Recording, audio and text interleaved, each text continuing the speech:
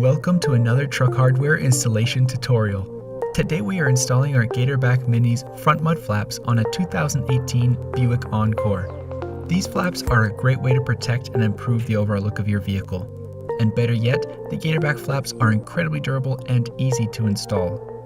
Remember, this video is to be used as a companion to the included installation instructions. Let's get started. First, locate and remove the factory screws on the inner wheel well, as well as a factory screw located on the underside of the fender as shown. Next, loosely install the mud flap using 2 screws and 2 stainless washers. Next, insert the stainless clip into the lower slot of the mud flap.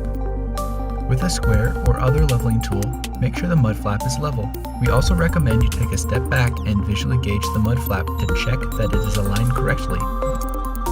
Carefully tighten the 2 screws and double check that the mud flap is still level. Next, continue to securely install the stainless clip using the provided bolt and washer.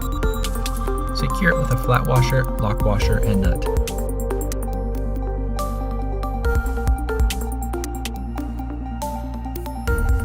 Then, using a 1/4-inch drill bit, drill through the inner mud flap hole and plastic liner.